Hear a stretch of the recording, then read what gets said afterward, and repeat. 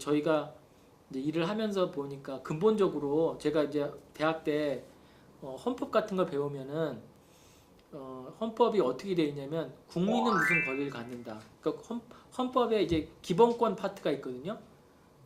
그러니까 우리가 어떤 인권을 우리가 누리는가 이런 것을 쭉 나열한 그런 이제 파트가 있어요. 근데 그걸 배울 때 인간은 무슨 권리를 갖는다 이런 식으로 이제 서술이 된 게 아니라 국민은 무슨 권리를 갖는다 이런 식으로 서술이 돼 있거든요. 근데 저는 거기에 대해서 전혀 문제의식을 갖지 못했어요. 근데 난민하고 일하고 이제 이주 구금 일을 하면서 이것이 너무 이상하다. 그 다른 나라를 보니까 다른 나라는 이렇게 된 나라가 별로 없는 거예요. 다른 나라 헌법은 다 사람은 무슨 권리를 갖는다 이렇게 돼 있거든요. 그게 너무 당연하죠. 사람이 국적에 따라 가지고 무슨 어떤 기본권의 차이가 뭐가 있겠어요? 그러니까 어떤 기본권은 예를 들어서 정치적인 기본권, 누구를 내 어떤 정치적인 대표를 뽑는다든지 이런 거는 약간 차이가 있을지 몰라도 신체에 관한 권리, 종교에 관한 권리, 양심에 관한 권리, 뭐 이런 아주 기본적인 권리들은 국민과 국민 아닌 자를 차별할 이유가 없는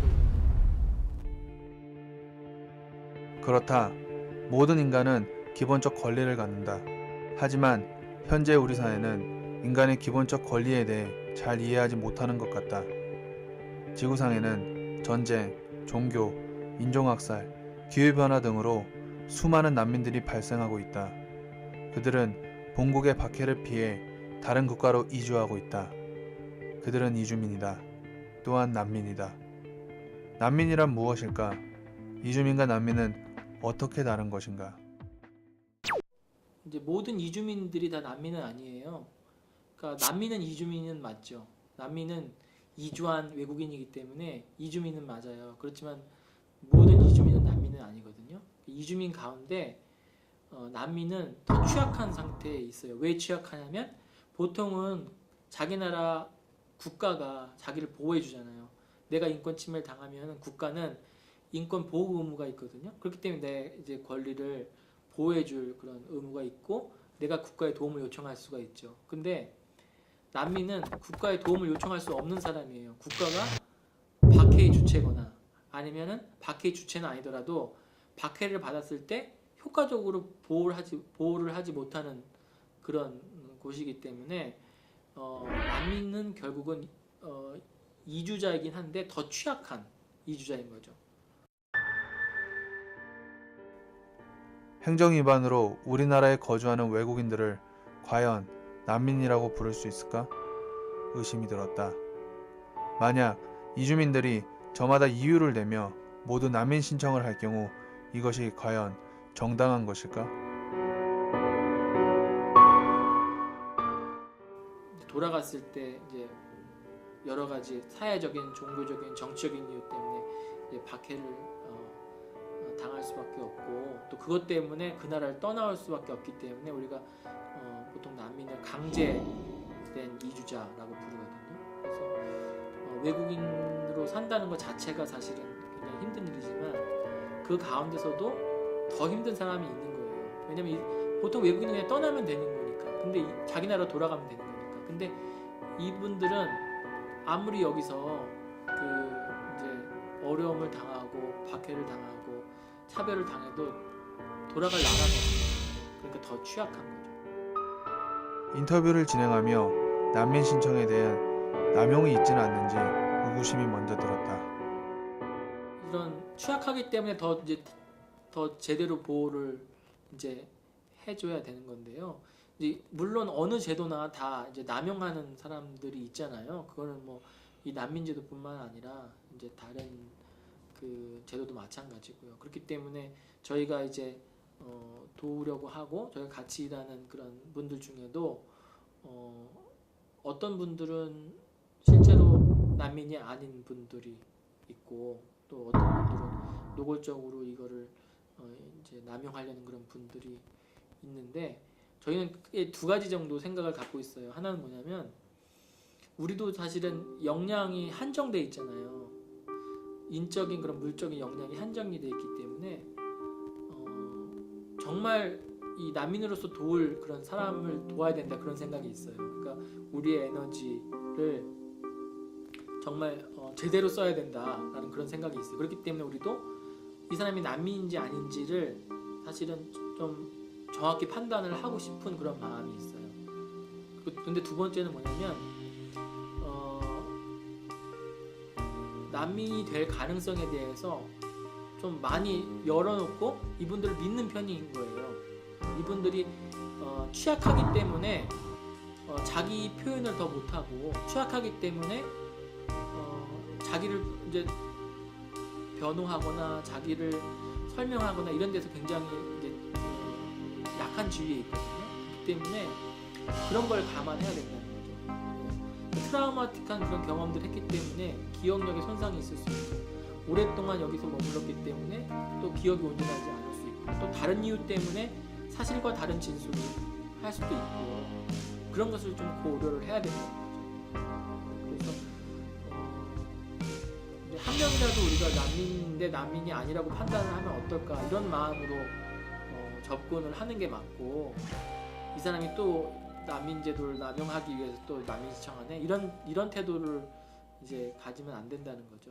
그래서 저희들이 이제 일을 하면서 항상 아쉬운 게 이제 사람을 볼 때 특히 외국인을 볼 때 이제 이 사람이 불법이다, 합법이다 이런 거 갖고만 이제 사람들이 판단을 하는 그런 경우가 있어요. 그러니까 이 사람이 과연 체류 자격이 있는지 없는지, 과연 소위 말하는 불법 체류자인지 합법 체류자인지 이런 기준으로만 사람을 보려는 경향이 있거든요. 근데 그런 기준보다 훨씬 더 중요한 건 뭐냐면 이 사람이 취약한 지위에 있는지 그렇지 않은지 이게 훨씬 굉장히 중요한 것 같아요. 이 사람이 취약한 지위에 있기 때문에 그것 때문에 합법적인 지위를 못 얻을 수 있거든요. 그러니까 이분이 자기가 취약하지 않아서 얼마든지 자기 돈으로 자기 어떤 네트워크로 어떤 체류 지위를 갖다 유지할 수도 있고 비자도 얻을 수 있고 그렇게 할 수 있으면 뭐 합법인 거죠. 그렇지만 어떤 사람은 취약하기 때문에 합법적인 지위를 유지하지 못하는 그런 사람들이 있거든요. 그게 바로 뭐 난민 신청자가 될 수도 있고 또 인신매매 피해자가 될 수도 있고 그런데요. 그래서 외국인을 볼 때 꼭 얼마나 이 사람이 취약한 지위에 있는지 사회심리적으로 얼마나 취약한 지위에 있는지 이런 거를 좀 볼 필요가 있다 그런 생각이 들고요. 그래서 난민주의라는 것이 결국은 난민제도라는 것이 꼭 필요한 사람한테만 사실은 제공돼야 되는 게 맞기 때문에 우리도 이 사람이 난민인지 아닌지 사실은 판단을 하고 우리 리소스가 낭비되지 않도록 하는데 초점이 있는 반면에 또 우리가 괜한 의심으로 진짜 난민을 돕지 않게 되는 그런 잘못도 범할 수 있으니까 그런 것도 피하려고 하는 거죠. 글로벌 시대의 시민이라면 난민의 아픔도 함께 공감할 수 있는 시민이 되어야 한다.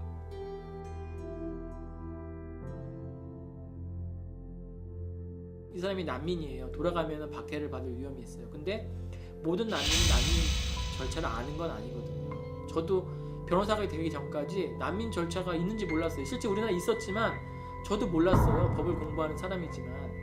근데 난민 절차를 알라고는 사실은 기대할 수 있는 건 아니거든요.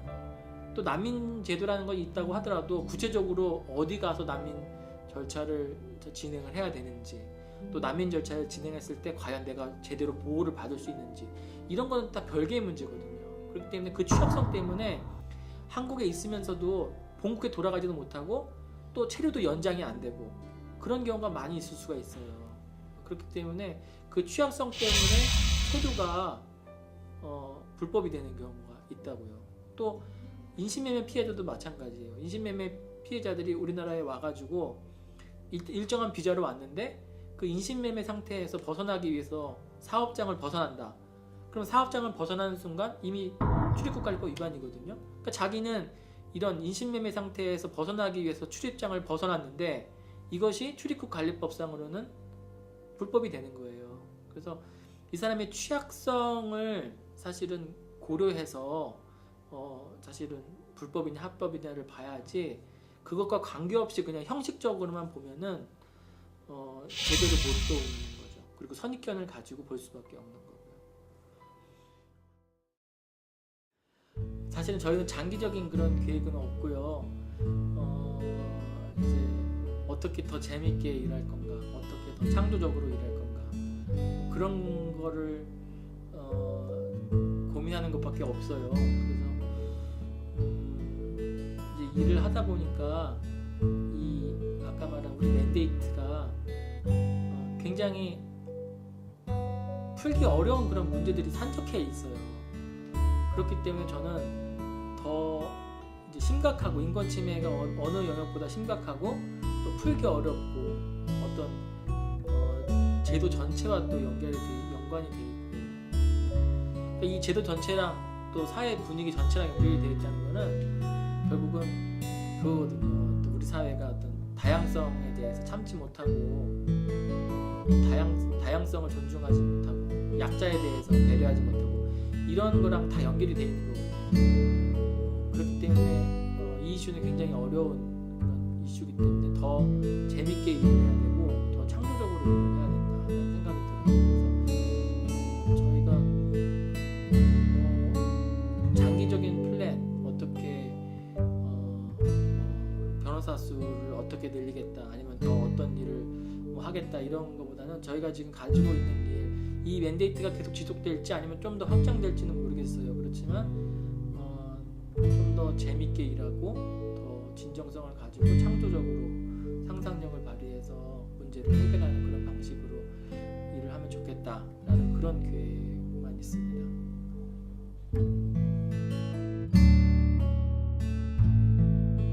우리 사회가 어떠한 입장을 내세우기 전에 취약한 지위에 있는 자를 먼저 생각하고 다양성을 존중하며 약자를 배려하는 마음을 가지고 문제를 접근한다면 세상은 아마도 더 나아질 것이다.